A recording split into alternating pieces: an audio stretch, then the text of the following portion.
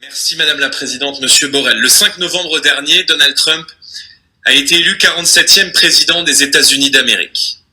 Par son patriotisme, par son volontarisme, Donald Trump incarne la promesse de défendre l'Amérique d'à mort. C'est probablement un choc ici pour la Commission européenne, mais c'est pourtant le devoir premier que les peuples confient à leurs dirigeants dans l'intégralité des pays du monde. Car c'est bien la première leçon que nous devons tirer de cette élection américaine.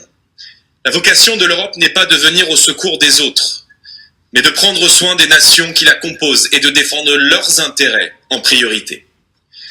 La deuxième leçon, c'est que l'Europe court le risque d'aggraver son retard par rapport aux États-Unis.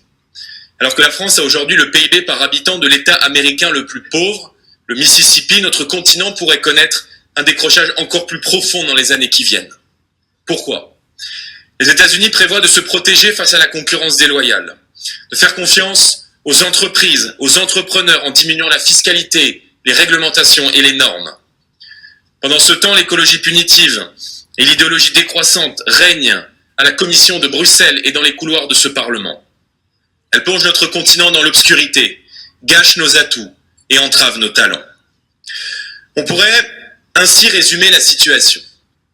Les États-Unis se protègent, l'Europe se laisse faire. Les États-Unis libèrent, l'Europe taxe. Les États-Unis innovent, l'Europe réglemente. Les États-Unis ont Elon Musk, l'Europe a Thierry Breton. Il nous faut procéder à une révolution des mentalités européennes. Et il faut le faire vite, en s'appuyant sur les identités nationales, sur le soutien au nucléaire, à l'innovation, aux entreprises, sur le respect du passé et la croyance dans l'avenir. Nous n'avons pas d'autre choix. Réveillons-nous, ou bien nous disparaîtrons.